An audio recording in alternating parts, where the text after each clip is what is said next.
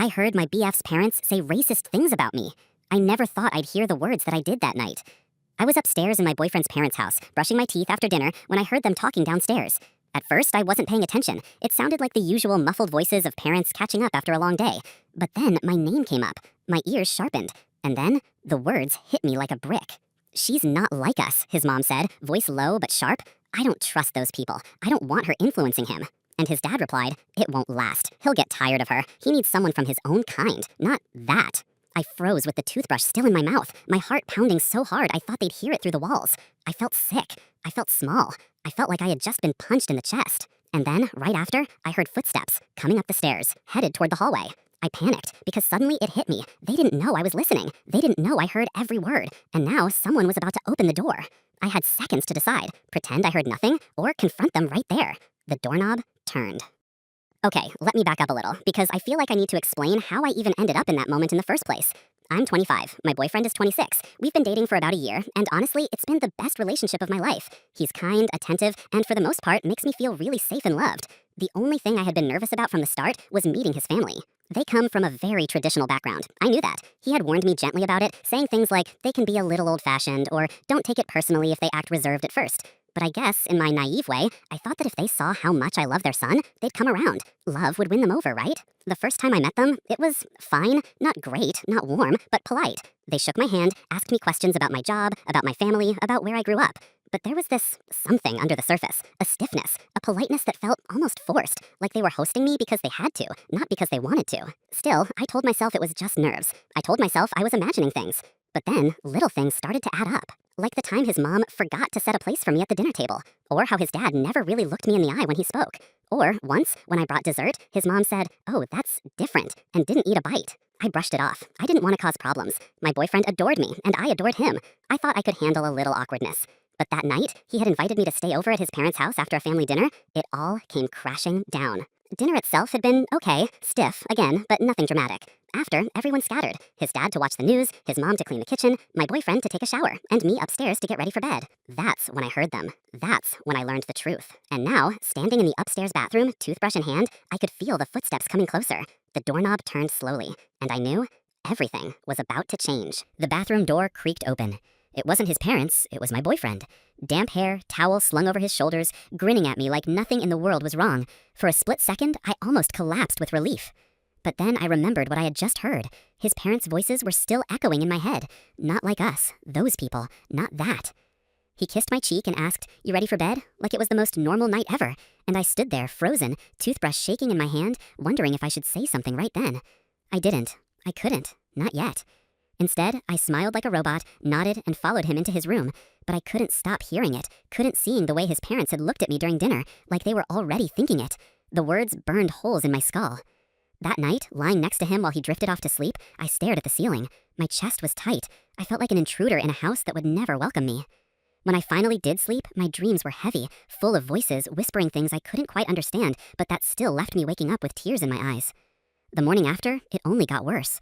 I walked downstairs with him for breakfast, and his mom was at the stove flipping pancakes. She smiled at me, like she hadn't just called me not like us the night before. His dad sat at the table, reading the newspaper, barely glancing up. I wanted to scream. I wanted to throw their words back at them. But instead, I sat down quietly, folded my hands in my lap, and forced down a bite of food that tasted like sand in my mouth. My boyfriend was cheerful, chatting about weekend plans, completely oblivious. His mom laughed at his jokes, his dad muttered a few dry comments, and I sat there, silent, feeling like a ghost. At one point, his mom turned to me and said, "Do you like the pancakes? They're his favorite." I nodded, my throat dry, and whispered, "They're good." She smiled, satisfied. That smile almost broke me, because now I knew what was underneath it. I didn't tell him that day. I wanted to. God, I wanted to so badly. But something stopped me. Fear, maybe? Or maybe it was the way he looked at me, like I was safe with him, like nothing could touch us. I didn't want to shatter that. Not yet. But the words didn't leave me. They followed me everywhere. When we went out for coffee later, I heard his mom's voice in my head. Not like us. When he held my hand in public, I remembered his dad's words. He'll get tired of her. When he kissed me, all I could think was, they don't want me here. They don't want me with him. I started pulling away without meaning to, laughing less, kissing less, holding back things I normally would have shared, and he noticed. By the third day, he asked, "Are you okay? You seem distant." I wanted to lie, to say I was fine, but I couldn't. The words had been rotting inside me for too long already. So I looked at him and said, "I heard your parents talking." His face shifted instantly, like a mask slipping. What do you mean? I swallowed hard. I heard what they said about me last night when I was upstairs. They don't want me here. They don't want us together. He froze. His mouth opened, then shut again. His jaw tightened. For a second, I thought maybe he'd say it wasn't true, that I misunderstood, that I was wrong. But instead, he lowered his head into his hands and whispered, God, I was hoping you'd never hear that. My stomach dropped. So, it's true? I asked, voice shaking. He didn't answer right away, just sat there, breathing hard, rubbing his face. Then finally, he said, Yeah, they don't get it. They don't understand. But I don't care what they think. I love you. That's all that matters. But that wasn't all that mattered. Not when I'd seen the way his mom smiled at me at breakfast. Not when I'd heard the venom in their voices the night before. I stared at him, trying to read his face, and for the first time since I'd met him, I wasn't sure I knew him at all. And then, suddenly, his phone buzzed. A text. He glanced at it, frowned, and muttered, It's Mom. She says we need to talk. My blood went cold. The text hung in the air like a guillotine blade. We need to talk. He sat there, staring at his phone, jaw tightening with each passing second. I could feel the silence pressing down on us, thick and heavy, like the walls themselves were listening. My throat was so dry I couldn't swallow. Finally, he exhaled sharply. We'll just go see what they want. It'll be fine. Fine. I wanted to laugh at that word. Nothing about this was fine. Nothing could ever be fine again. Still, I followed him down the hallway, past the photos of their family smiling on vacations, celebrating graduations, birthdays, milestones. I wondered if they'd ever once looked at those photos and thought, I hope my son doesn't bring home someone like her. The living room smelled faintly of coffee and old carpet. His mom sat stiffly on the floral couch, her back perfectly straight, hands clasped in her lap. His dad leaned against the mantel, arms crossed, expression carved from stone. When we walked in, their eyes flicked to me instantly, cold, measuring. Sit down, his mom said softly, too softly. We sat. No one spoke for a long moment. I could hear the clock ticking on the wall. Then his mom broke the silence. So, you heard. My chest tightened. I glanced at my boyfriend, but he was staring at the floor, silent. My voice cracked. Yes. His dad shifted, leaning forward slightly. Then you know how we feel. I blanked at him. Excuse me? You don't belong here. The words came out calm, almost casual, like he was stating a fact about the weather. We don't approve. We don't support this relationship. It felt like the floor dropped out from under me. My boyfriend finally lifted his head, his face red. Dad, stop. No, you stop, his father snapped. We've let this go on long enough. We hoped it was a phase, that you'd come to your senses, but clearly you haven't. I opened my mouth, but no words came out. My chest was burning, my ears ringing. His mother's eyes locked on mine, sharp, unblinking. You're not like us, she said.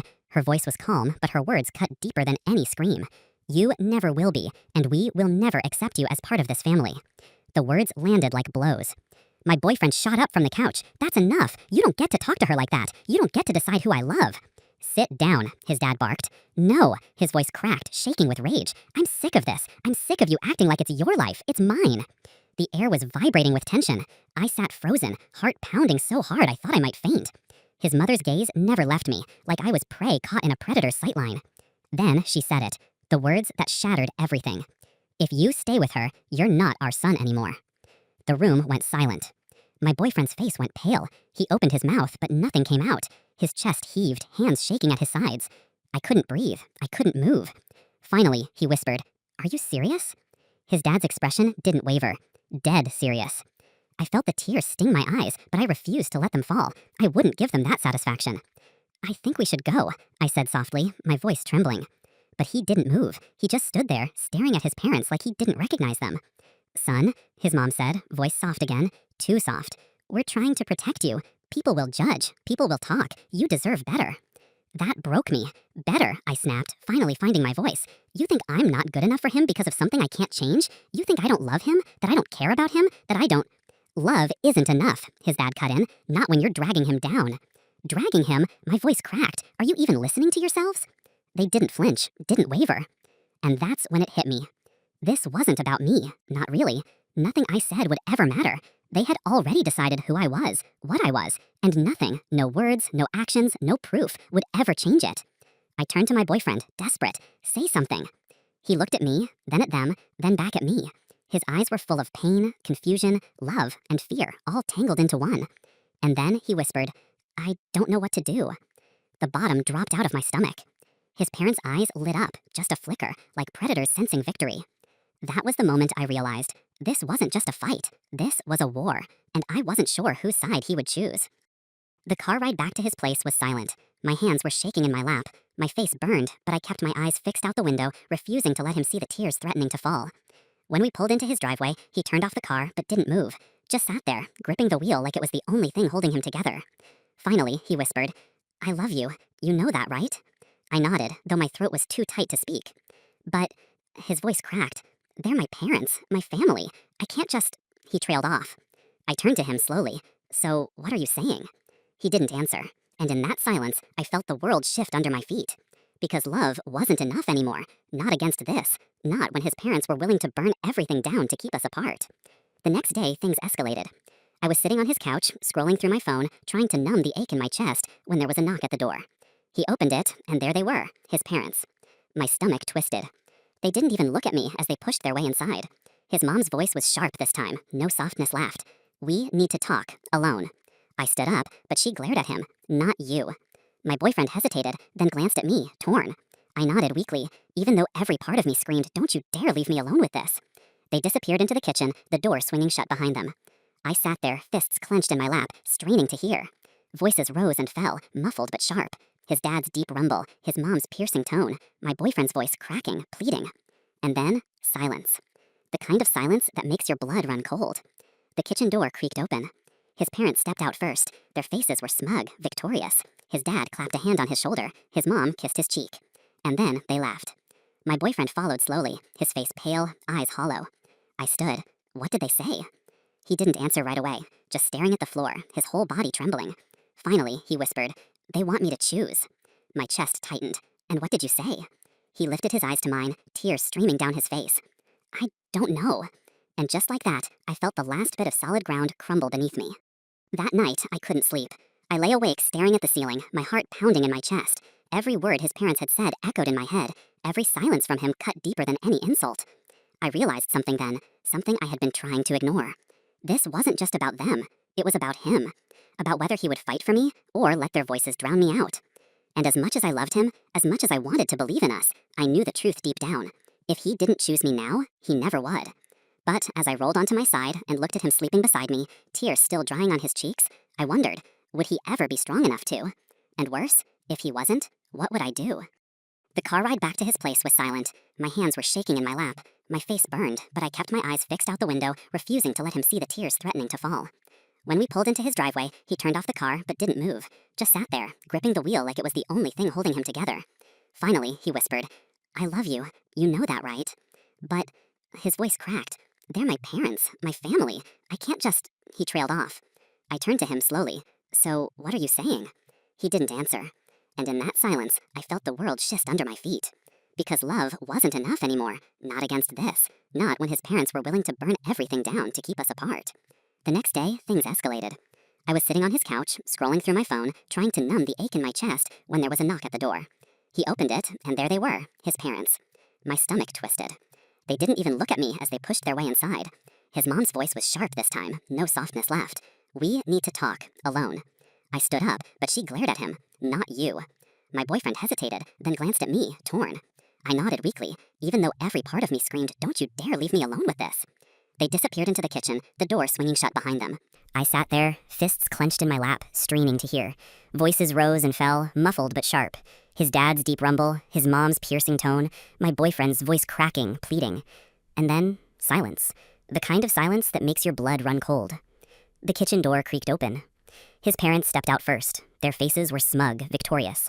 His dad clapped a hand on his shoulder, his mom kissed his cheek. And then they left. My boyfriend followed slowly, his face pale, eyes hollow. I stood. What did they say? He didn't answer right away, just stared at the floor, his whole body trembling. Finally, he whispered, "They want me to choose." My chest tightened. "And what did you say?" He lifted his eyes to mine, tears streaming down his face. "I don't know." And just like that, I felt the last bit of solid ground crumble beneath me. That night, I couldn't sleep. I lay awake staring at the ceiling, my heart pounding in my chest. Every word his parents had said echoed in my head. Every silence from him cut deeper than any insult. I realized something then, something I had been trying to ignore. This wasn't just about them. It was about him. About whether he would fight for me or let their voices drown me out. And as much as I loved him, as much as I wanted to believe in us, I knew the truth deep down. If he didn't choose me now, he never would. But as I rolled onto my side and looked at him sleeping beside me, tears still drying on his cheeks, I wondered, would he ever be strong enough to? And worse, if he wasn't, what would I do? The house felt haunted after that night, not haunted by ghosts, but by words I couldn't scrub out of my head. If you stay with her, you're not our son anymore. They clung to the walls, hung in the air, clamped around my throat every time I breathed. My boyfriend barely spoke for 2 days. He went through the motions, work, meals, showers, but it was like watching a robot. I'd ask a question and he'd mumble something vague. I'd reach for his hand, and sometimes he'd let me hold it, but other times he'd pull away, not even noticing he was doing it. The silence scared me more than anything his parents had said, because silence meant he was folding in on himself. It meant their voices were louder than mine, even when they weren't in the room. On the third night, I couldn't take it anymore. We were sitting at the table, dinner half eaten, the sound of the clock ticking so loud it felt like a scream. I put my fork down and said, "We need to talk." His shoulders stiffened, his eyes stayed on his plate. "I know." "Then talk," I said, softer. "Please." For a moment, I thought he would. His lips parted, his hands trembled. Then he clenched his fists and shook his head. "I can't." My chest burned. "You can't, or you won't." He finally looked at me, and the raw pain in his eyes almost made me regret asking. Almost. "They're my parents," he whispered. "They raised me. They gave me everything. And now, they're saying if I don't do what they want, I'll lose them forever. Do you know what that feels like?" I swallowed hard. "Do you know what this feels like? Hearing them say I'll never belong, watching them treat me like I'm less than human, and then watching you sit there and say nothing?" His face twisted. "That's not fair." "Fair?" My voice cracked. "Do you think any of this is fair to me? I didn't ask for this war, but I'm in the middle of it, and I'm fighting alone." He pushed back from the table, his chair screeching against the floor. "You think this is easy for me? You think I don't feel torn apart? I'm trying to protect everyone. I'm trying not to lose anyone." I stood too, tears spilling down my cheeks. "And in trying not to lose anyone, you're losing me." The words hung between us like smoke. He froze, chest heaving, eyes wide, like I'd just struck him. We stood there, two people who loved each other, but were being split apart by forces bigger than us, uglier than us, older than us. And then, his phone buzzed. We both looked at it. His mom's name lit up the screen. My heart sank. He hesitated, glanced at me, then picked it up. "Hello?" I couldn't hear her words, but I could hear her. The sharp, insistent tone, the voice of someone who was used to winning. His face drained of color as he listened. His hand shook. "Mom, please. No, that's not. You can't just..." He stopped, swallowed. Okay, I'll come." He hung up. What did she say? My voice was barely a whisper. He didn't answer right away. He just stared at the phone like it had betrayed him. Finally, he whispered, "They want me to come home. Alone." The room spun. "Alone?" He nodded, jaw tight. "They said it's the only way they'll talk to me. The only way we can fix this."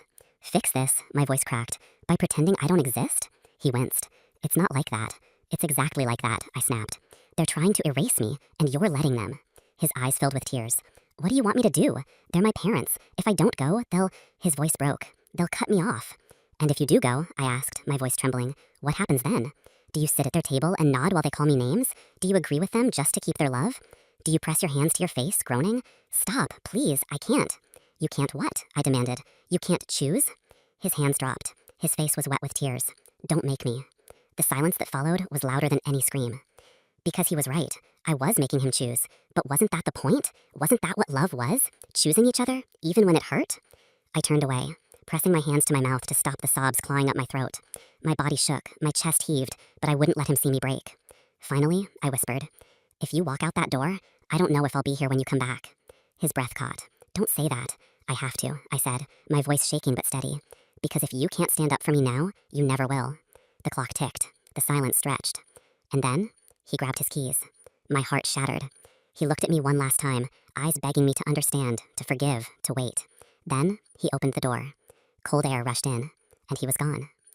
Hours passed. I sat on the couch in the dark, staring at the door, waiting for it to open. Every sound outside made me flinch. Every car that passed made my heart lurch. But he didn't come back. And with every minute that ticked by, the weight grew heavier. Not just the weight of his absence, but the weight of the truth. He might not come back at all. At midnight, my phone buzzed. My heart leapt, then stopped when I saw the message. It wasn't from him. It was from his mother. One sentence. "He knows where his real family is." I dropped the phone, my hands shaking so hard I could barely breathe. My chest constricted, my throat closed. Because in that moment, I understood exactly what she meant. She wasn't just trying to take him back. She was trying to erase me completely. And the worst part? He was letting her. I didn't sleep that night. I sat on the couch, lights off, phone clutched in my hand like a weapon. His mother's text burned in my mind. He knows where his real family is. Real family. The words cut like knives. Because what was I then? A shadow? A mistake? A thing to be discarded when convenient? By dawn, my rage had burned away the fear. I couldn't sit in silence anymore. If he wouldn't fight for me, I'd fight for myself. I called him. No answer. Called again. Nothing. So I got in my car and drove. The drive to his parents' house felt like marching into a battlefield. My hands gripped the steering wheel so hard my knuckles went white. My stomach twisted, my chest pounded. But beneath it all was a cold, sharp clarity. I wasn't going there to beg. I was going to end this. When I pulled up, his car was in the driveway. My breath hitched. He was here. I parked, stepped out, and walked up the front path. Every step echoed in my ears. I didn't knock. I opened the door and walked in. They were all in the living room, his parents on the couch, him sitting across from them like a child waiting for judgment. The moment they saw me, silence fell. His mother's lips curled. Well, look who decided to show up. His father's eyes narrowed. You weren't invited. And my boyfriend, he looked at me like I was both salvation and disaster. What are you doing here? I stood tall, though my body trembled. I'm here because I won't let you erase me. His mother scoffed. Erase you? Don't be ridiculous. You were never meant to be part of this family. Her words hit like bullets, but I didn't flinch. Funny, I thought family was about love, not control. She sneered. Love? Don't talk to me about love. If you loved him, you'd step aside and let him be who he's supposed to be, with someone like him, not whatever you are. The venom in her voice was unbearable. The room spun, but I locked eyes with her and said, I won't apologize for existing, and I won't apologize for loving him. My boyfriend's hands trembled. Please stop. But I didn't stop. I couldn't. Do you even hear yourselves? I shouted. You're tearing your son apart because you can't stand who he loves. You'd rather break him than accept me? Is that what family is to you? Breaking him until he fits into your mold? His father's voice boomed, cold and final. He is our son, and as long as he is under our name, he will respect our wishes. If that means leaving you, then so be it. I turned to my boyfriend, heart pounding. And what about you? Are you just going to sit there and let them decide your life for you? Or are you going to stand up and choose? He froze, eyes darting between me and his parents. His face was pale, his chest heaving. His voice cracked. I don't want to lose them. The words stabbed deep. Tears blurred my vision. And what about me? Are you okay losing me? Silence. The silence was worse than a no. I felt something break inside me. The years of love, the nights of laughter, the dreams we'd shared, they all shattered in that one hollow pause. His mother smiled, satisfied. His father leaned back, arms crossed, and my boyfriend, he just sat there, drowning in their approval, too afraid to reach for me. I stepped back, my voice shaking but strong. Then it's already decided. His head snapped up. No, please. I held up a hand. Don't beg me to stay when you can't even stand up for me. Love without courage isn't love. It's just convenience. Tears streaked down his face. I love you. I shook my head. No, if you loved me, you'd fight. And you didn't. The room was suffocating. His parents' smug silence, his broken sobs, my own heart tearing apart. It all pressed down on me like the air itself was collapsing. I turned to his parents, my voice sharp as glass. You think you've won, but all you've done is destroy your son. You'll get to keep him, sure, but you'll never have his heart, because you taught him to fear you instead of trust you. His mother's smile faltered. His father leaned back. And my boyfriend? He just sat there, drowning in their approval, too afraid to reach for me. I stepped back, my voice shaking but strong. Then it's already decided. His head snapped up. No, please. I held up a hand. Don't beg me to stay when you can't even stand up for me. Love without courage isn't love. It's just convenience. Tears streaked down his face. I love you. I shook my head. No, if you loved me, you'd fight. And you didn't. The room was suffocating. His parents' smug silence, his broken sobs, my own heart tearing apart. It all pressed down on me like the air itself was collapsing. I turned to his parents, my voice sharp as glass. You think you've won, but all you've done is destroy your son. You'll get to keep him, sure, but you'll never have his heart, because you taught him to fear you instead of trust you.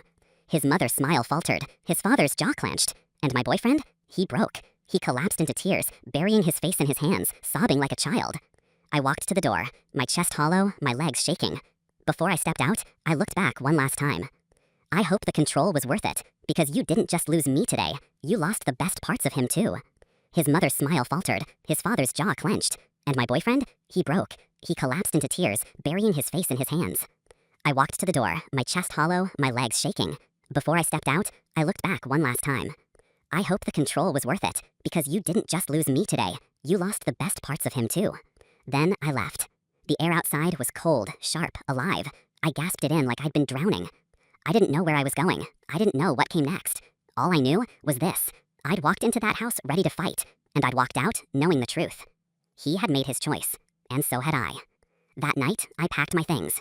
Every photo, every sweater, every little memory of us, I put it in boxes. My hands shook, my tears blurred everything, but I didn't stop, because I knew if I hesitated, if I let myself hope, I'd collapse. By dawn, the apartment was half empty.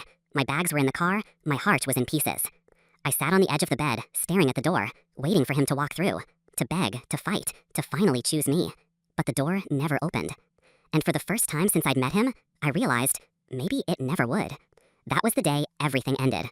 Not with a bang, not with a reconciliation, but with silence. And sometimes, silence is the loudest ending of all. It was almost a year later when I saw her again. I was leaving the grocery store, arms full of bags, when I heard someone call my name. That voice, smooth, sweet, but sharp underneath, froze me in place. His mother. She looked exactly the same, hair perfect, clothes neat, smile wide but not quite reaching her eyes. She walked over like we were old friends. "Oh, darling," she said, clutching my arm. "I've been meaning to find you. I just wanted to say, I'm sorry." The word tasted wrong in her mouth. I stood there, stunned, heart racing. Sorry? From her? She went on before I could speak. "We didn't handle things well. I realize now, perhaps we were too harsh. You were good for him in some ways, and maybe," she lowered her voice, leaning closer, "maybe there's still a chance for you two, if you play your cards right." The smile on her face didn't look like peace. It looked like strategy. I swallowed hard. "Why are you telling me this?" Her grip on my arm tightened, nails digging in ever so slightly. "Because," she whispered, "he's not doing well without you. And I know you. You'll want to fix him. That's what you do, isn't it?" Her smile widened, but her eyes stayed cold. "Think about it." Then she let go, turned, and walked away, leaving me in the parking lot with my bags and a chill that went bone deep. I knew in that moment she hadn't come to apologize. She'd come to pull me back into the web. And the worst part? For a split second, I almost wanted to go.